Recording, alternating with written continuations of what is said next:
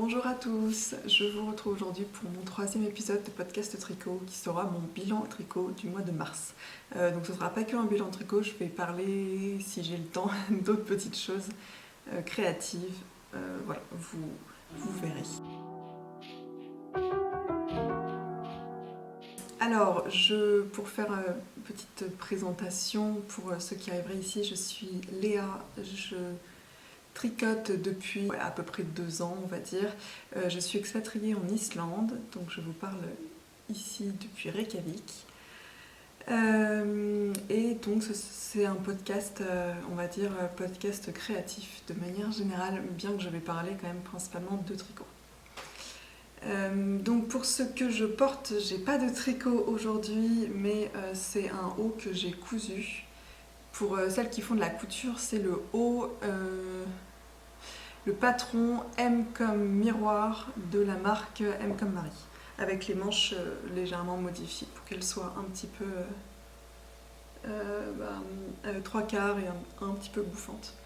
Et le tissu, c'était un twill de viscose que je peux pas vous dire la référence ou la marque parce que je l'avais acheté d'occasion. Avant de commencer vraiment dans le vif du sujet, je vais vous faire une petite partie blabla en rapport avec le tricot, vous inquiétez pas. Tout d'abord, j'ai été début mars, j'ai je suis allée à mon premier salon de laine. Je sais que quand je regarde des podcasts tricot, à chaque fois c'est le truc hyper important. En France, tout le monde va au salon de laine, voilà. C'est vrai que ça me donnait envie d'aller un peu voir ça. Donc là, il y a eu un petit salon dans la région de la capitale, autour de Reykjavik, qui était vraiment pas bien grand et qui était gratuit, libre d'accès. Là, c'est un salon qui est fait basé entièrement sur du bénévolat, donc c'est très chouette. Et c'était pas bien grand, mais j'ai l'impression qu'il y avait vraiment beaucoup de monde. Ça se tenait juste sur une journée. Et voilà, donc je suis allée faire un tour.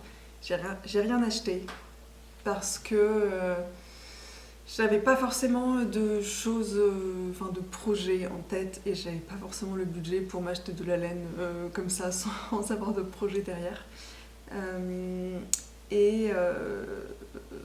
Donc c'était assez, je vous mettrai des petites images que j'ai prises. C'était assez intéressant parce que donc il y avait principalement des laines de teinturière islandaises. Donc en gros c'est le même principe que nos laines de teinturière en France, hein. C'est les mêmes bases, mais voilà, teint à la main. Et il y a 2-3 petites choses qui m'ont vraiment beaucoup intéressée, où je me suis un peu attardée sur le stand et j'ai discuté avec les personnes. Déjà, il faut savoir qu'en Islande, il y a une seule filature en fait, une principale filature qui vient récupérer toute la laine de toute l'Islande, de tous les éleveurs de moutons, et qui récupère tout et qui fait de la laine. Donc ça, c'est la marque Istex. Et en fait, il y a quelques autres petites filatures indépendantes qui ne sont pas rattachées à cette grosse filature principale, qui font leur propre laine. Du coup, il y en a une qui m'a bien plu, là, une petite filature qui se situe dans le nord de l'Islande. Ils font des visites, le truc est ouvert si jamais vous faites un voyage en Islande. N'hésitez pas, je vous remettrai le nom parce que je m'en souviens plus en fait. Et qui font de la laine vraiment très naturelle, c'est-à-dire qu'ils les lavent très peu. Ils ont vraiment tout un processus de lavage, genre le minimum possible. Ils les teignent pas, donc c'est uniquement les couleurs naturelles des moutons.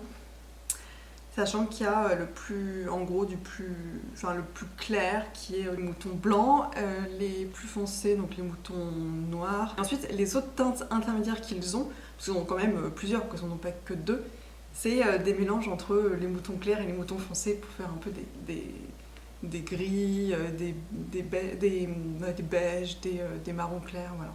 Donc ça, j'ai trouvé ça cool. Ensuite,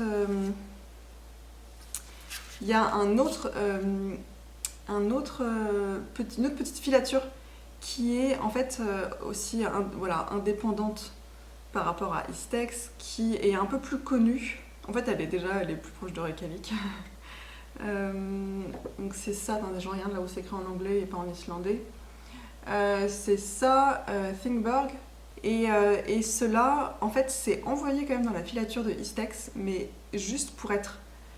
En fait, je crois que c'est lavé, mais selon les critères de cette marque-là. Donc c'est lavé, mais beaucoup moins. Et ensuite, il les renvoie dans cette filature-là qui file la laine. Et alors là, j'ai pas tout compris, mais en gros, il y a plusieurs teinturières en fait qui récupèrent cette laine et qui font leur propre teinture à partir de ça. Il y en a une avec qui j'ai discuté qui fait des laines uniquement à partir de teinture végétale. Donc ça, moi, c'est hyper cool. En fait, je vais vous en parler à la fin de la vidéo. J'aime vraiment beaucoup la teinture végétale. Alors le truc c'est que j'ai jamais essayé de faire ça sur de la laine, j'ai toujours fait ça sur des tissus, mais c'est vraiment une approche qui me plaît mais tellement. Et franchement il faudrait que j'essaie de faire ça avec de la laine, parce que normalement c'est même plus facile d'obtenir des beaux résultats sur de la laine que sur de tissu. Donc voilà, ça m'a vraiment plu, on a discuté, à chaque fois il y avait écrit les couleurs à quelle plante ça correspondait, si c'était des plantes locales. Donc du coup, ça m'a donné des bonnes idées.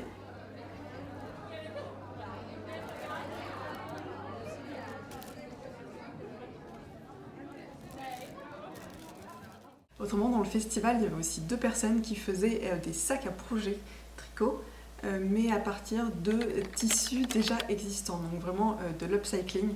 Et ça, c'est quelque chose qui me plaît aussi beaucoup et qui me parle beaucoup. Je vous en ai déjà parlé dans ma première vidéo, en fait, le premier podcast, si vous l'avez regardé. En fait, à l'époque, je faisais de la couture. Je ne voulais pas acheter de tissu neuf, à part quelques rares exceptions, genre du coton bio ou du lin, enfin des trucs plus... moins impactants pour l'environnement, quoi. Et j'ai essayé de me diriger uniquement vers de la seconde main ou récupérer des vêtements que je portais plus ou dans ma famille que les gens portaient plus et en faire d'autres choses avec. Donc ça c'est, voilà, l'upcycling, pour moi c'est quelque chose que j'adore et quelque chose que je trouve vraiment hyper important. Enfin, il y a tellement de tissus sur Terre qu'il n'y a plus besoin d'en produire, quoi. Voilà, donc nous allons pouvoir commencer je vais vous présenter mes ouvrages terminés en tricot. Alors il n'y a pas grand chose, j'ai pas tant tricoté que ça durant le mois de mars. La première chose que j'ai faite, c'est pas du tout quelque chose dont je vous ai parlé dans mon épisode précédent. J'ai un peu fait ça sur un coup de tête, enfin pas vraiment parce que ça fait longtemps que j'avais en tête. Mais voilà, j'ai fait un petit headband, un bandeau, voilà, je cherchais le nom en français. Un petit bandeau, principalement, en fait j'avais ça en tête pour me protéger les oreilles quand j'ai une queue de cheval, parce que il fait encore froid là, il fait encore bien froid à Reykjavik. Il fait très beau, mais il fait très froid là. Par exemple aujourd'hui, on est fin mars, ça fait une semaine voire plus qu'on a grand soleil, c'est magnifique, mais en fait là aujourd'hui il y a des températures négatives et ça remonte pas au-dessus de 0 de toute la journée. Et du coup, quand j'ai une queue de cheval, et notamment quand je vais courir, un bandeau, en fait, c'est indispensable. Sinon, j'ai les oreilles, je perds mes oreilles au bout de 5 minutes. Voilà. Et du coup, c'est un bandeau que j'ai fait en laine islandaise, la laine islandaise Plötulopi. Voilà, je suis partie vous chercher un reste de Plötulopi pour vous montrer. Donc la Plötulopi, ça se présente comme ça. C'est de la laine mèche, donc qui n'est pas du tout filée. Je sais pas si vous pouvez voir comme ça. Je vous ai déjà montré dans ma toute première vidéo, mais c'est au cas où vous n'étiez pas là. Et vous savez, c'est le genre de truc quand on tire un peu trop fort, ça se casse. Voilà, donc faut faire attention quand on le tricote, mais bon, après ça se remet en fait extrêmement facilement quand on frotte comme ça, voilà, ça refait un fil sans problème. Et donc là je l'ai utilisé en double. En général pour la rendre un peu plus solide on met 2 brins ensemble. Voilà, puis pour que ce soit un peu plus épais aussi. Donc là je l'ai tricoté en 4,5. J'ai monté 80 mailles, j'ai fait ça un peu au pif hein, et ça me va. J'aurais pu faire un chouïa plus serré mais ça va. Et j'ai fait... Alors en fait, initialement je voulais le porter comme ça. En fait il est réversible quoi. Les deux se portent. Initialement je voulais le mettre comme ça et je trouve que c'est pas trop mal comme ça aussi.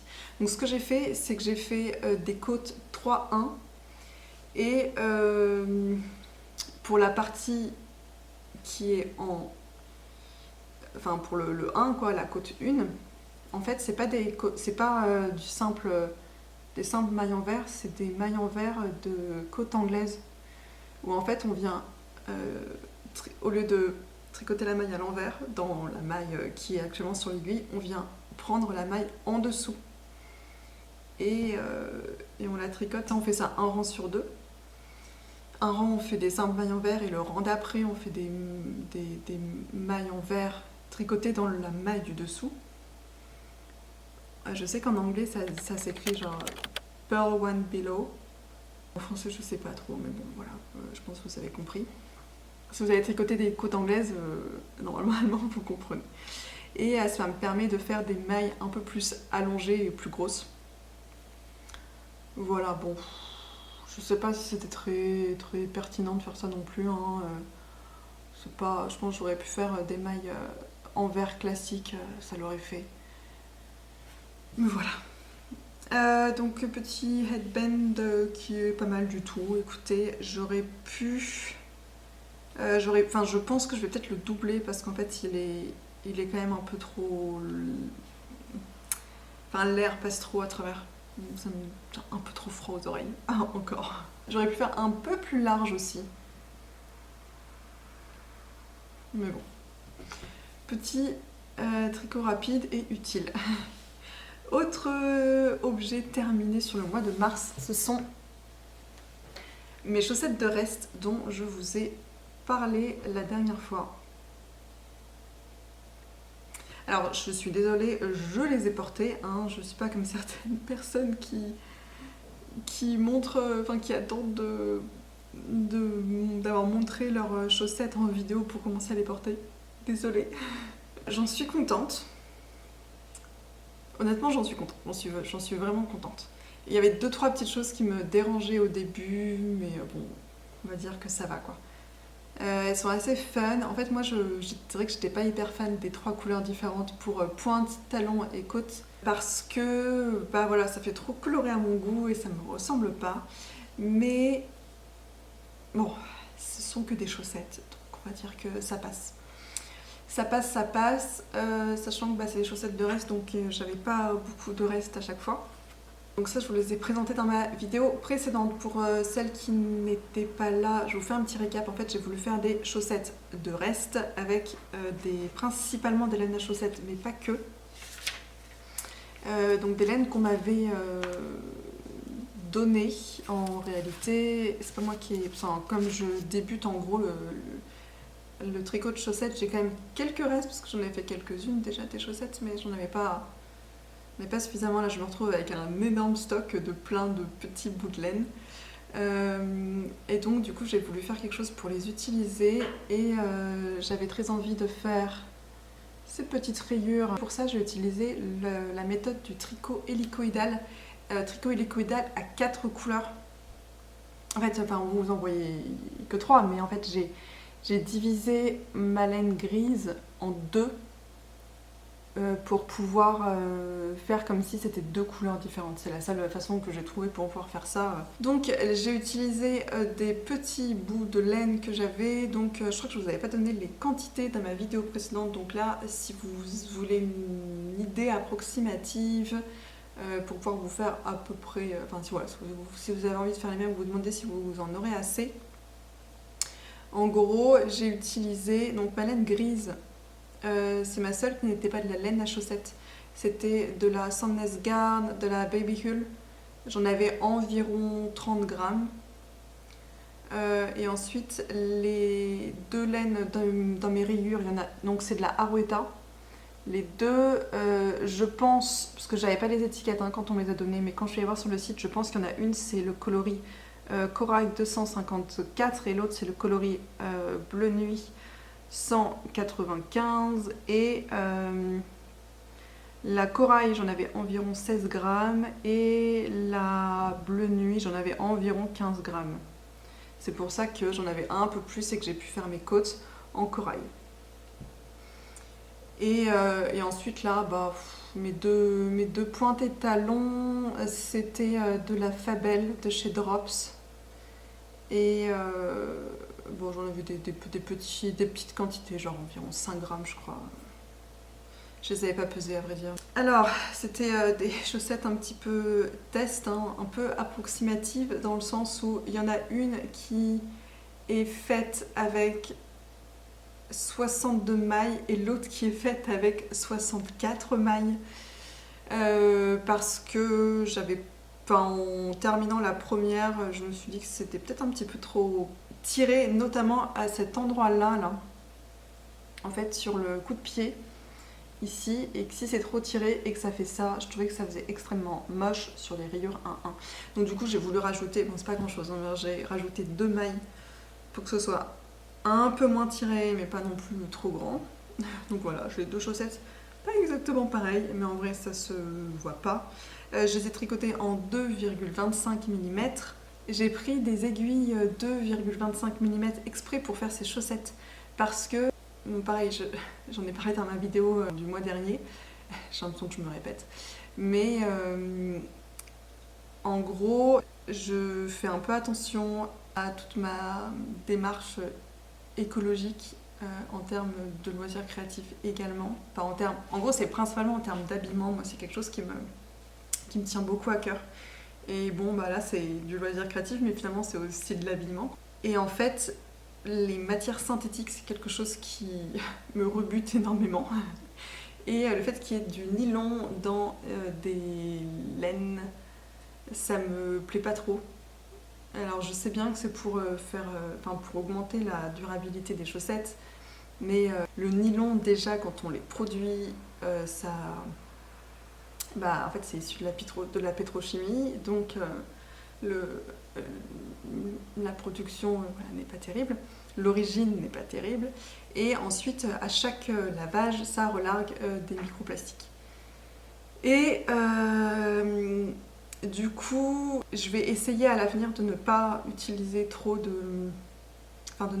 moins de ne pas acheter neuf de laine contenant du nylon. Après, si j'en trouve d'occasion, bon voilà, je les utiliserai quand même parce que c'est vrai que pour les chaussettes c'est bien, enfin c'est plus résistant. Mais voilà, je vais essayer de limiter ça. Et en gros, tout ça pour dire que quand j'ai regardé un peu des personnes qui tricotaient des laines à chaussettes sans nylon, un des conseils qu'elles donnaient c'était de tricoter de manière très très serrée, donc avec des aiguilles les plus fines possibles, parce qu'en fait plus on a un tricot serré au niveau des chaussettes, plus elles vont durer dans le temps et moins elles seront susceptibles de se trouer rapidement. Et là, comme sur ces chaussettes là j'ai une laine qui n'est pas de la laine à chaussettes, qui ne contient pas de nylon, je me suis dit quand même fallait que je prenne des aiguilles de 2,25 pour augmenter leur durabilité. Voilà, donc tout ça pour ça, je me suis un peu perdue, mais au moins vous avez toutes les infos. Niveau construction, c'est des chaussettes que j'ai commencé de la pointe vers la cheville. En fait, pour le talon, j'ai utilisé le talon de patron gratuit donc c'est les Downton Abbey Socks de Urban, je crois. Et qui permet d'avoir, en fait c'est un petit mix, c'est un talon en rang raccourci avec gousset. Donc il y a un petit gousset, c'est-à-dire que j'ai 6 mailles dans le gousset là seulement. Voilà. Je sais pas si c'est à cause du talon, mais en réalité elles sont un peu trop grandes. Enfin en fait j'ai l'impression que je les perds. J'ai l'impression qu'elles me glissent un peu du pied. J'aime pas trop cette sensation. Je sais pas si c'est à cause du talon. Vu que mes autres chaussettes, c'est des talons à gousset complet, et en fait, je trouve que ça prend tellement bien la forme du pied, c'est hyper confortable. Je sais pas si c'est à cause de ce talon-là ou si c'est parce qu'elles sont un peu trop grandes. Là, elles sont un peu trop longues en réalité. C'est-à-dire que il faut pas négliger que les chaussettes, elles devraient avoir une aisance négative, pas de beaucoup, hein, je sais plus ce qui est recommandé, mais elles sont censées avoir une aisance négative. Et c'est vrai que, en fait, j'ai pas trop réfléchi, moi je les ai un peu faites à mon pied, enfin à la même forme de mon pied, la même longueur, et c'est vrai que, en fait, je sais plus, la dernière fois j'avais regardé un podcast qui disait que justement, elle avait tricoté des chaussettes un peu trop grandes et que c'était pas confortable parce qu'elle avait l'impression que ça tombait vers l'avant. Et en fait, quand je regarde ça, j'avais l'impression que c'était pas logique. Je me suis dit, bah non, c'est quand c'est trop court que ça tombe, enfin que ça part du pied. Mais en fait, non, non, je pense qu'elle a tout à fait raison. Euh, et, euh, et en fait, là, je suis en train d'en faire d'autres des chaussettes et j'ai fait bien attention à ce qu'elles soient pas trop longues et je les ai essayées là. Elles sont quand même, je pense, beaucoup plus confortables. Bon, c'est un talon à gousset aussi, donc peut-être voilà le mélange des deux. Donc voilà, ne pas négliger l'essence négative sur les chaussettes. Ah oui, autre petite chose aussi sur laquelle je voulais revenir. En fait, je me suis rendu compte que, bon, normalement, en gros, la circonférence du pied et la circonférence de la cheville est censée être à peu près la même. Et moi, je me suis rendu compte que j'ai des chevilles quand même assez fines. J'ai un pied de 21 cm, enfin, la circonférence du pied 21 cm, c'est circonférence de la cheville 19 cm. Et c'est vrai qu'au début, j'avais fait mes côtes avec mon même nombre de mailles, 62 ou 64 là, selon la chaussette. Et en fait, ça me donnait encore plus l'impression que je les perdais, quoi. Franchement, elles étaient hyper grandes. Et j'ai fini par défaire mes côtes et les refaire avec 56 mailles. Donc 56 mailles, ce qui est normalement, on va dire, en format de petit pied, quoi. Donc moi, c'est petite cheville. Et ça va mieux. C'est toujours un peu grand, mais ça va. Et j'ai terminé aussi par un Jenny Surprisingly Stretchy Bind-Off. Petit détail aussi, j'ai fait des côtes 1-1 semi-torse. Voilà. Voilà donc pour mes petites chaussettes de reste, dont je suis très contente. Continuons sur les chaussettes. Donc ça, c'est tout ce que j'ai en objet terminé. Objet en cours, j'ai une autre paire de chaussettes. La voici. C'est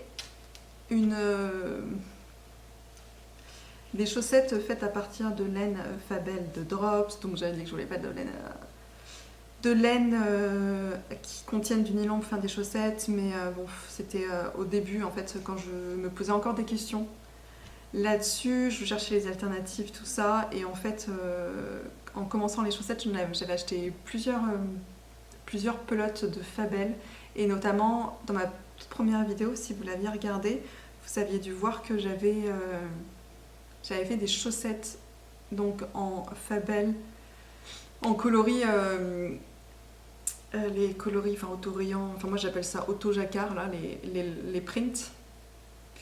Et j'avais adoré, en fait. J'avais adoré le rendu et j'avais trop voulu m'en faire pour moi, du coup j'avais racheté une pelote pour moi. Et voilà, je la tricote seulement maintenant. C'est le coloris lavande, enfin le print lavande 904 que je trouve hyper beau. En fait, c'est marrant parce que c'est pas trop mes couleurs normalement, là c'est violet là. Mais je sais pas, je trouvais que... Parce que vous savez, sur le site de Drops, on peut voir les rendus en fait de chaque print. Et là, le rendu m'a trop tapé dans l'œil. C'est vrai que la lavande, ça correspond bien à la couleur, hein. Du coup, c'est marrant parce qu'avant, j'habitais dans le sud de la France, donc c'est très... Voilà, petit souvenir pour ça. Là, la couleur lavande, les couleurs violettes là, qui correspondent très bien aux couleurs lavande. Et cette petite bande beige là qui moi me fait penser dans les champs de lavande en juillet où en fait il fait tellement sec que toute la végétation est cramée quoi, donc on a ça comme couleur. Et en fait je me dis que il y a quand même beaucoup de blanc et du coup moi ça me fait presque plus penser à l'hiver islandais. Le blanc de la neige, en plus j'ai pris du blanc pour mes contrastants là.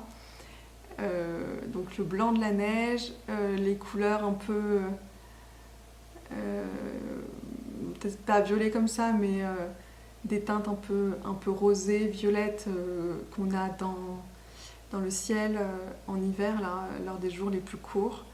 Et ça pourrait être la végétation jaune sur les plages, aux endroits où il n'y a pas trop de neige. Voilà, donc ça peut faire largement voilà, un petit lien entre les chaussettes du sud de la France et chaussettes de l'hiver islandais. C'est vachement poétique tout ça. Donc, c'est bien beau, mais je vais vous parler de la chaussette en elle-même. Donc là, c'est le patron, ma recette de chaussettes à la vanille de Mademoiselle Pétronille, qui se commence de la pointe vers le haut. Je les ai faites avec 64 mailles en aiguille 2,25.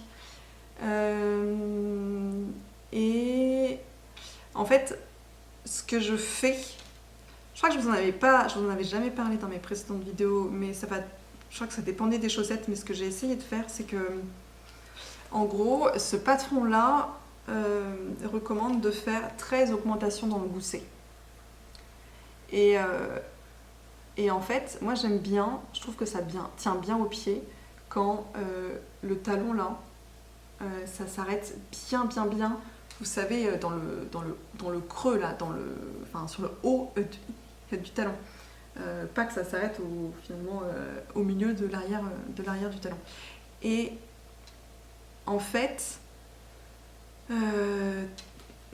selon les patrons, je trouve que 13 c'est pas beaucoup. Et en gros, je suis tombée sur un patron. Alors, ce patron est en anglais. Mais il est génial dans le sens où tout est hyper bien expliqué. Il y a des explications à chaque fois pour dire comment l'adapter à notre propre pied, à notre propre morphologie de pied. Ce patron s'appelle Vanilla Socks de Jotor. Dans ce patron, elle explique que pour les pieds forts, ça sert à rien d'avoir des augmentations. Enfin, par exemple, de commencer le gousset là plus tôt pour avoir un plus grand nombre d'augmentations. Tout ce que ça va faire là, ça va être un peu trop lâche sur le coup de pied là-haut. Et en gros, ce qu'elle préconise, c'est qu'on fait nos augmentations du gousset. Et ensuite, quand on arrive ici, là, juste avant de commencer le talon, bon là c'est compliqué à expliquer parce que la chaussette est terminée, mais à cet endroit-là, en gros, où j'ai mes mailles du dessous du pied, mes mailles des augmentations là sur le côté, je prends sur chaque côté mes mailles des augmentations et on vient rajouter un certain nombre de mailles juste en faisant des augmentations là, intercalaires droite et gauche. Et moi j'en ai rajouté 5. Donc en gros, je me retrouve avec 18 mailles de chaque côté. Et ça permet d'avoir un talon quand même un peu plus haut et qui vient bien prendre la forme du pied là et qui s'arrête pas trop bas. Donc ça, je trouve ça hyper confortable. Voilà. J'ai terminé une chaussette, alors il ne me restera plus que les pointes, mais j'ai commencé ma deuxième, donc bon, j'en suis là, hein, je suis pas bien loin. Et en gros, moi je suis très psychorigide, on va dire, sur par exemple des chaussettes autorillantes ou des choses comme ça. Il faut que ce soit exactement la même. Par exemple, pour celle-là, c'est exactement les mêmes. J'ai exactement le même nombre de rayures, ça commence par la même rayure, ça termine par la même rayure, idem pour le talon. Voilà, je suis vraiment...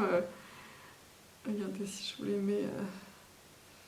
je vous les mets comme ça, là, ça s'arrête au même endroit. C'est vraiment c'est des chaussettes jumelles, c'est des vraies jumelles. Hein. Et en gros, ce que je fais à chaque fois, c'est qu'en fait, les chaussettes, en tout cas pour Fabel, c'est des répétitions quoi. Donc là, en fait, on voit que ça commence là. Et ensuite, ça recommence le même motif ici, là. Donc en gros, j'ai 2 fois la répétition du même motif dans mes chaussettes. Sachant que moi, pour faire des chaussettes comme ça, j'utilise qu'une seule pelote de 50 grammes et ensuite je prends bien des contrastants et ça me permet de faire 2 chaussettes pour une taille 38. Et du coup, ce que je fais, c'est qu'en fait, pour qu'elle commence, bon là, vous verrez pas parce que j'ai trop... Enfin, elle est trop peu avancée, mais en fait, vous voyez que ça va commencer de la même manière. Et là, vous le voyez, ça va commencer pareil. Et donc, en fait, ce que je fais, c'est qu'au début, je prends ma pelote et je note sur mes petits carnets d'avancée tricot, je note comment est le début de ma pelote. C'est-à-dire que là, par exemple, j'ai marqué, je mesure bien, j'ai marqué 1,17 m de pointillés blanc et violet, donc de pointillés blanc et violet comme ça, là. Donc 1,17 m de ça, puis 77 cm de blanc, puis 93 cm de lavande, puis on repart sur le violet. Je marque vraiment ça, comme ça je sais, quand j'ai terminé celle-là là, et qu'on recommence en fait sur la 3e répétition du motif, je sais que je m'arrête et au lieu de couper à peu près au pif, genre ça devait être à peu près là, je viens remesurer exactement, et voilà, et là je prends mon 1,77 m de pointillé blanc-violet, je mesure ça et tac, je coupe exactement au 1,17 m. Et au moins, comme ça, j'ai des chaussettes exactement pareilles. Voilà. Si jamais vous vous posiez la question comment faire ce genre de choses sans avoir à acheter 2 pelotes différentes. Voilà, un autre projet sur lequel à vrai dire, je viens tout juste de commencer, c'est le pull dont je vous avais parlé dans ma vidéo précédente, le Sweater number 9 de My Favorite Things Knitwear, et je vous avais parlé de mon petit dilemme sur mes 2 laines que je souhaitais utiliser. Et je vous avais posé la question, et en fait en commentaire, c'est vrai que vous avez été pas mal à me dire que vous étiez sur le même avis que moi, de pas mélanger ces 2 laines-là. Et il y a quelques personnes quand même qui m'ont dit « Oh, non, moi je pense que ça irait très bien ». En fait, c'était un peu mitigé. Donc autant vous dire que vous ne m'avez pas trop aidé. Non, mais en gros, j'ai mis longtemps à me décider. Bref, j'ai mis longtemps à me décider et en fait, j'ai fini par faire bien le mélange entre mes 2 laines. Voilà, ces 2 laines-là. Donc pour rappel, c'est la Gilliatt de Dererum Natura, une marque française avec un mélange, donc c'est principalement de la laine mérinos d'Arles et un peu de laine portugaise, qui est ensuite filée et teinte en France, donc c'est vraiment une laine qui me plaît énormément en termes de valeur et d'éthique et d'écologie, tout ça. Dans une couleur absolument magnifique qui est la couleur érable, il me semble. Et ensuite on a cette couleur là qui est la Brushed Alpaca Silk de Drops. Je ne voulais pas de mohair parce que j'étais un peu traumatisée du mohair dans la première fois que j'en ai utilisé, parce que je pense qu'il n'était pas d'hyper bonne qualité et il me grattait, et du coup il faudrait que je réessaye, mais en attendant j'ai voulu avoir une valeur sûre, donc j'ai utilisé de la Baby Alpaga. Apparemment, voilà, tout le monde dit que cette laine est extrêmement douce. Donc j'ai mélangé les 2. Et je vous disais que, en gros, de 1, je n'aimais pas trop mélanger ces 2 choses-là en termes de valeur, parce que les valeurs ne sont pas du tout les mêmes entre Drops et Dererum Natura. Et ensuite, celle-là, quand même, on voit les petits fils blancs de la soie qui n'est pas bien teinte, et elle est vachement pâle contrairement à celle-là. Je me suis lancée quand même, et pour l'instant, écoutez, je suis très contente du résultat. Voilà. Je sais pas trop ce que ça rend en vidéo, mais écoutez, en vrai j'aime bien. Donc ça, j'ai pas beaucoup d'avancées, hein, parce que j'ai commencé ça hier soir. Je me suis décidée, voilà, il m'a fallu légèrement 1 mois et demi pour me décider sur quelle laine utiliser, mais j'y suis. Et du coup, pour rappel, pour ceux qui ne connaîtraient pas ce pull, c'est un gros pull doudou. Parce que, donc là, pour le col, pour tout ce qui est coach, je le tricote en aiguille 5 mm, mais ensuite le reste du corps va se tricoter en 7 mm. Donc ça va aller hyper vite et ça va faire surtout un genre de gros pull bien douillet. Déjà là, le col, il est... Oh. J'ai hâte de voir l'avancée du corps avec, sur ce pull. Pour voir en termes de couleur et tout, mais non, je pense que, ouais, je pense que je vais pas regretter. Donc pas beaucoup de choses à vous dire là-dessus parce que bon, j'ai commencé hier soir, mais je suis contente. Dernière chose, tricot. Alors là, c'est du tricot, mais on commence à s'éloigner un peu. C'est, en gros, je veux me faire des semelles en laine feutrée. Et en gros, j'ai pris la laine que j'avais dans mon stock, qui est de la laine.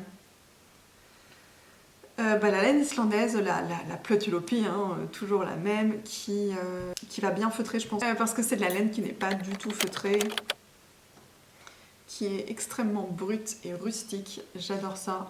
Et du coup, je tricote un peu avec tout mon reste de laine. J'avais un gros reste de cette couleur violette qui n'est pas trop mes couleurs. Enfin, un gros reste. Non, justement, j'avais pas un suffisamment gros reste pour en faire quelque chose. Et de toute façon, ce n'est pas réellement mes couleurs. Donc j'ai décidé de la mettre pour mes semelles. Ensuite, j'avais un tout petit reste de beige que j'ai mis dedans. Et là, je suis en train de mettre un reste de... Merde.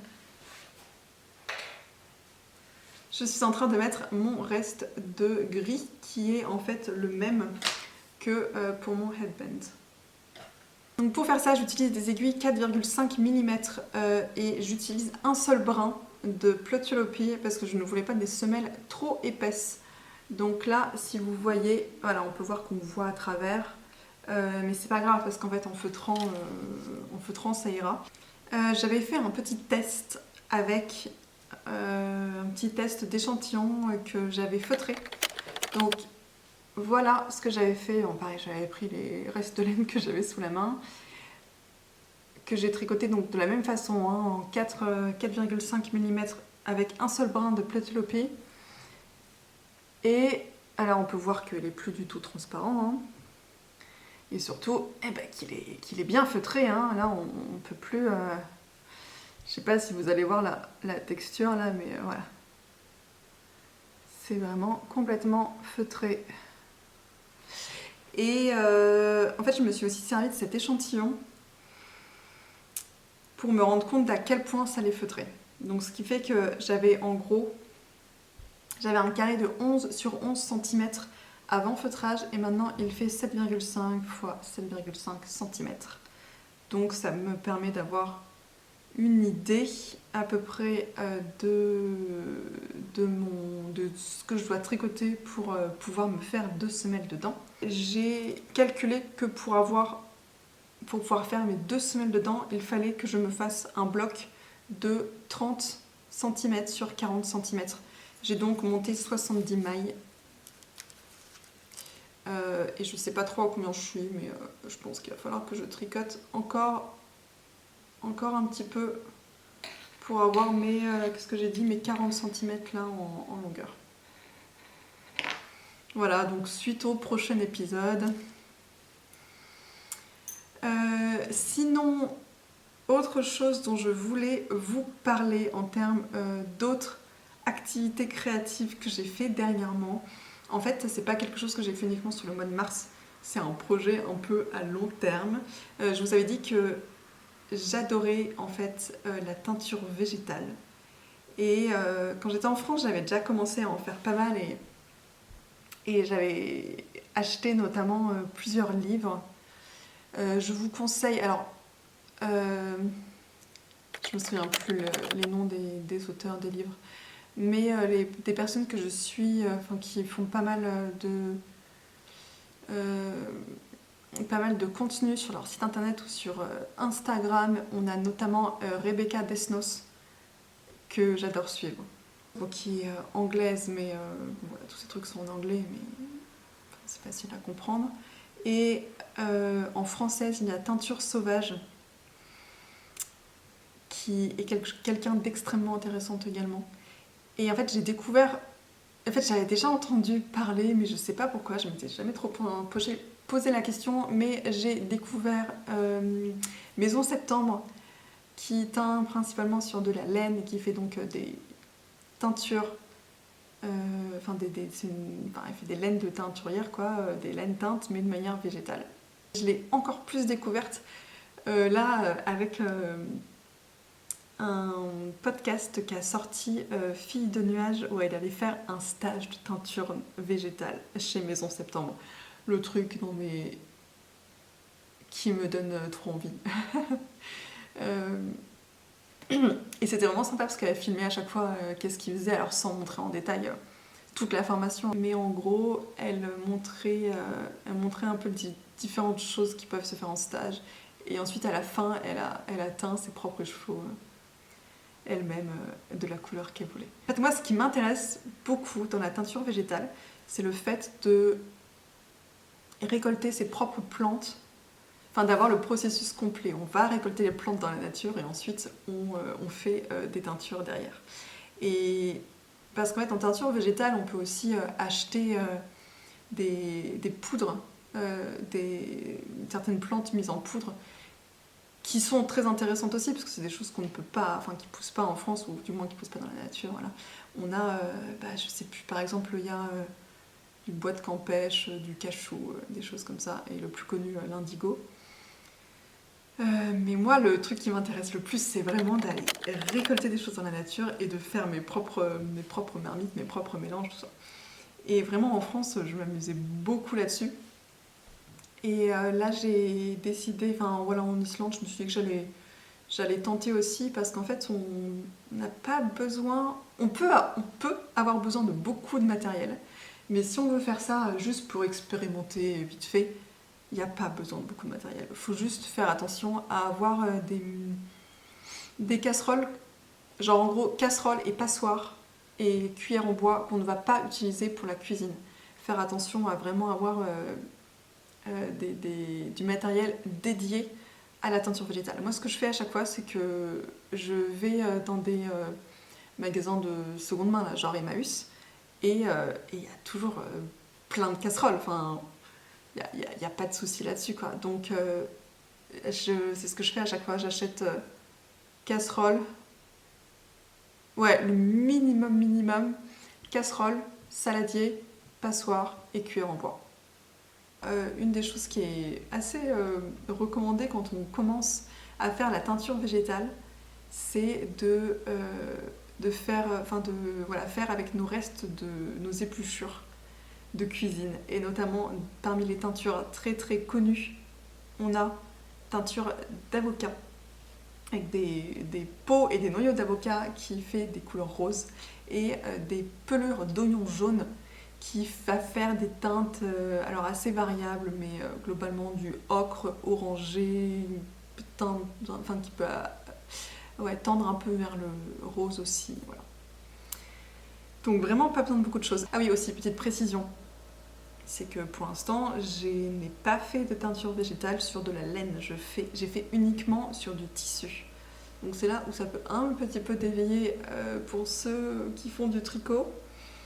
Mais c'est adaptable sur la laine, complètement.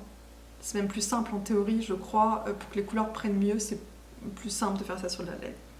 Il y a moins de traitements à faire au préalable. En gros, si vous êtes un peu familier avec la teinture de manière générale, en fait, il faut mordancer le tissu ou la laine pour que les teintures viennent bien s'accrocher sur le matériel à teindre. Et en fait, le mordançage se fait la plupart du temps avec des sels d'aluminium ou de l'alun. Et en gros, eh ben, c'est pas le mieux au niveau environnement.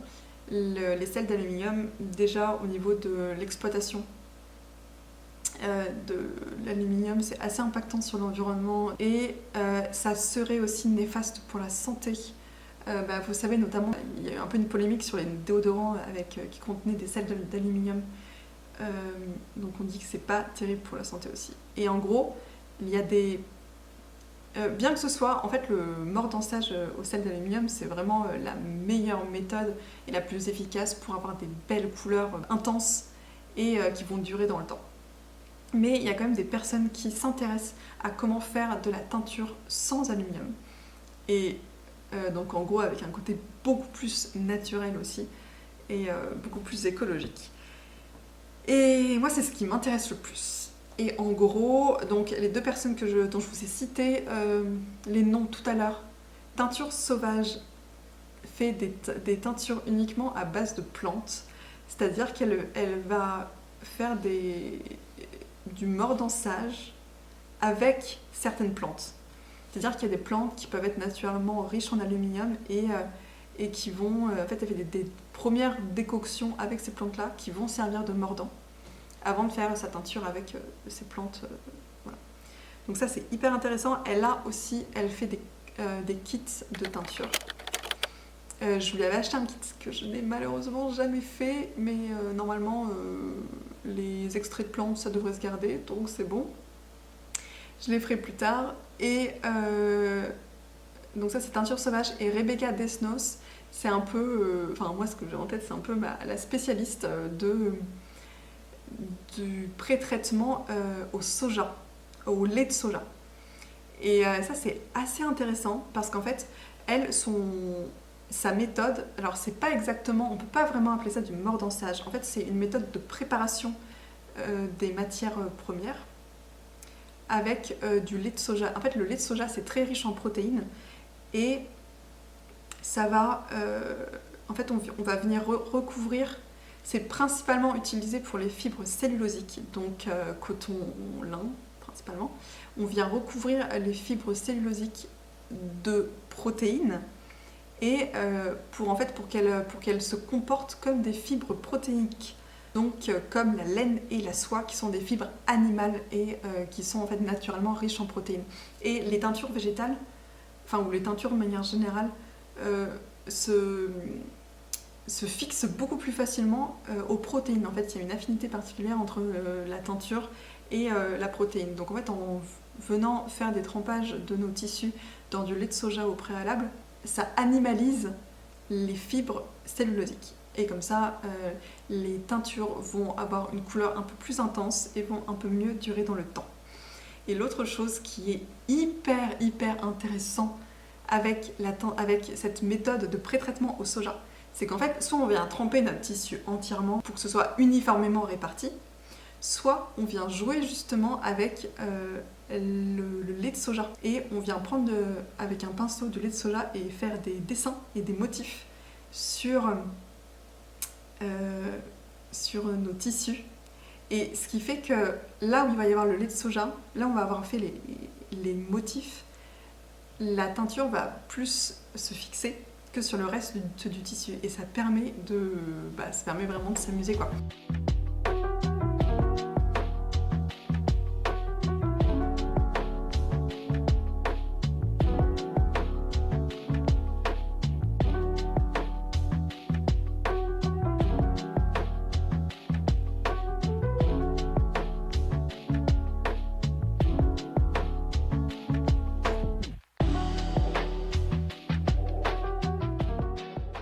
Je vais vous montrer, là en fait j'ai que des petits bouts, mais je vais vous montrer, j'avais fait une vidéo de tout ce que j'avais fait en termes de teinture, mais par exemple ça c'est fait exactement avec cette méthode là.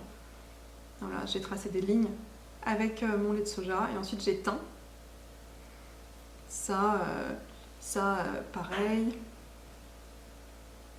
Alors après on peut faire des choses un peu plus. Alors il faut faire attention parce que le lait de soja ça ça déborde un peu sur le tissu. Il faut un peu épaissir le lait de soja.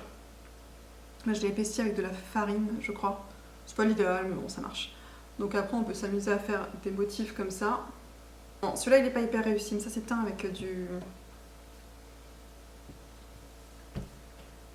de l'oignon jaune, des pelures d'oignon jaune, et ça c'est teint avec du thé. Et ça marche hyper bien avec du thé. Et après, il y a une autre chose aussi que j'aime beaucoup, qui permet de faire des choses comme ça, que j'adore, qui consiste à... Donc là, mon tissu, je l'ai trempé entièrement dans mon lait de soja. Et en fait, ce que j'ai fait après, c'est que je l'ai plié.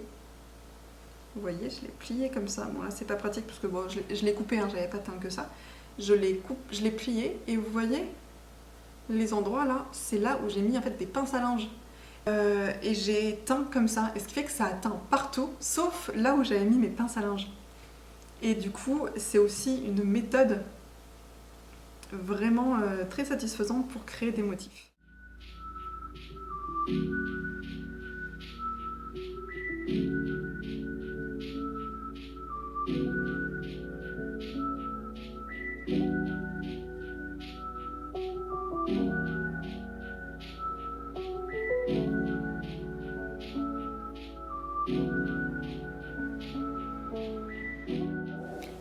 Et en fait, ces méthodes-là, c'est quelque chose que j'adore.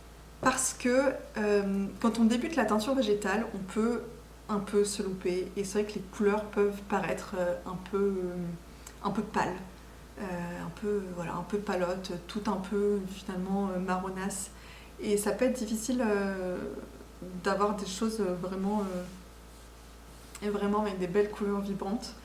Et c'est vrai que ça peut rapidement nous dégoûter et nous donner envie de laisser tomber. Et du coup, je trouve que cette méthode-là, ça permet de s'amuser, et même si les couleurs en elles-mêmes ne sont pas magnifiques, ça permet vraiment d'avoir un truc hyper satisfaisant, quoi. Donc ça, j'adore. Et en gros, là, donc, j'ai utilisé 3 plantes différentes pour mes différentes teintures. J'ai utilisé du thé. Donc le thé, ça va donner ça en couleur, hein. Bon, c'est marron. Pas trop d'intérêt, sauf quand on s'amuse avec du soja. J'ai utilisé... donc ça, c'est des pelures d'oignon jaune. Sachant que la première fois que j'avais fait ça en France, ça avait des couleurs orange fluo, et j'ai pas compris, là ça tirait plus vers le rose. Bon, c'est comme ça.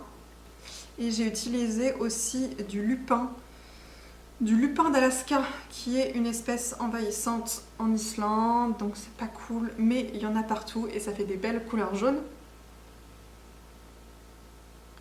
Ouais, bon là ça fait très très pâle, mais voilà. Et j'ai vu qu'aussi pour faire du jaune, il y a du bouleau, des feuilles de bouleau. Et alors ça fait un jaune encore plus beau que le lupin. Donc à mon avis, là, dès que les premières feuilles sortent, je vais aller me faire des petites récoltes de feuilles de bouleau, ça va être trop trop beau. Et ce que j'ai fait avec ça, c'est que je me suis amusée à faire tous mes petits morceaux de tissu de motifs différents. Et c'est vrai que je ne savais pas trop quoi faire au début. Et en gros, je me suis lancée dans l'idée de faire un patchwork de teinture végétale et pour en faire ensuite un sac à projet. Donc je vous montre, c'est vraiment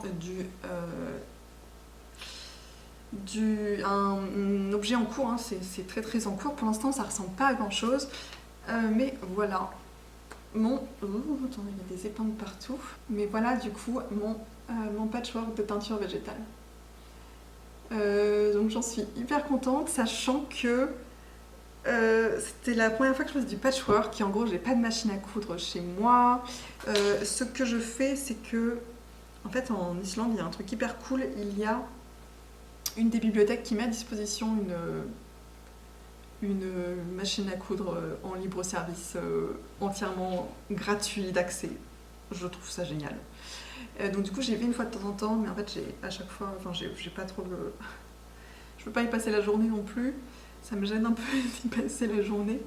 Donc J'essaie de faire un maximum chez moi et en gros là ce que j'ai fait c'est que j'ai fait la totalité du patchwork à la main.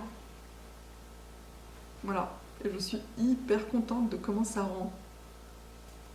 Et ensuite là, ce que j'ai fait c'est que je l'ai cousu sur un autre tissu blanc et en gros je vais faire avec ça un sac à projet. C'est quelqu'un que je suis sur Instagram que j'adore, qui commence à faire un peu des patrons. Et là, il y a un modèle de patron qui s'appelle le Little Bucket Bag. Donc en fait, ce sera un sac rond. Où en fait, le tissu devant là, ce sera des poches.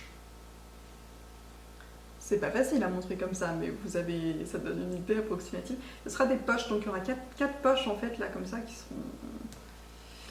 sont au-dessus. Et bon là c'est pour ça, j'ai expérimenté, là j'ai essayé sur la dernière poche de mettre une petite fermeture éclair que j'ai posée à la main aussi, hein, mais j'en suis très contente. Oui, ce que je voulais dire aussi, c'est parmi le matériel, le fait d'avoir du matériel, c'est pas besoin de beaucoup de matos, c'est que des trucs qu'on peut récupérer à droite à gauche. En fait, moi ce que je fais, c'est que les tissus, à chaque fois, c'est de la récup complètement. Je vais là dans mes magasins de seconde main, l'équivalent des Emmaüs en France, et j'essaie de regarder dans les draps, dans les thés d'oreiller et aussi parfois dans les vêtements, des choses qui sont soit en 100% en coton, soit en mélange coton-lin. C'est que des trucs que j'ai récupérés à chaque fois, que ce soit pour la teinture ou pour le reste de mon sac, c'est du 100% récup. J'ai juste... ce qu'on voit pas là, c'est que pour solidifier un peu mon patchwork qui seront mes poches, et en plus c'est pas pratique avec tous les... Enfin, vu que c'est du patchwork, il y avait toutes les coutures apparentes, tout ça. J'ai thermocollé l'arrière. Voilà. Voilà. Et en fait, une des autres choses que je compte faire, des pochettes à livres. J'ai voulu me faire ça parce qu'en fait, à chaque fois que j'ai des livres que je mets dans mes sacs, pour aller... bref, j'ai toujours des livres dans mon sac et en fait, ils se ressortaient la plupart du temps, mais complètement abîmés. Donc une pochette à livres, c'est très pratique. Ça, c'est un truc que j'ai fait il y a hyper longtemps, donc c'était ma première teinture végétale. Oui, c'est de la teinture végétale. Alors pas le noir, hein. Le noir c'est juste de la double gaze de coton. Et ça, c'est de la teinture végétale. C'est hyper satisfaisant à faire aussi. Ça c'est, en gros, alors sans entrer dans le détail, c'est pas fait avec du soja, ça c'est... du fer qui réagit extrêmement bien avec des plantes riches en tanins. Donc là j'ai utilisé des noix de gale de chêne que j'ai ramassées dans la nature. Et ça fait un noir intense, hyper beau comme ça. Donc ça c'était ma toute première pochette à livres. C'est un peu rembourré, là j'avais rembourré avec du rembourrage, du rembourrage pour matelassage. Et voilà, et hyper bien, livre protégé. Et ça, donc, j'en ai fait en fait comme cadeau là pour ma mère et pour ma belle-mère avec les trucs que j'ai teints en Islande. Donc je vais vous mettre des petites photos, vidéos de ce que j'ai fait. Mais en gros, voilà, c'était avec mes restes aussi de teinture. Et j'aime beaucoup le résultat. Donc ça me donne envie d'en faire plein.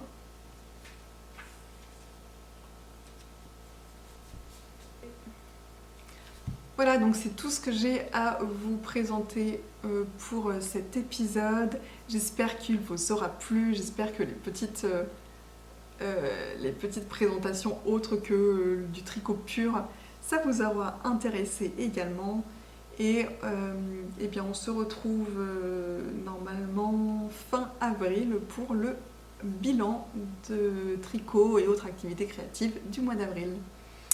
Et en attendant, portez-vous bien et tricotez bien. Ciao!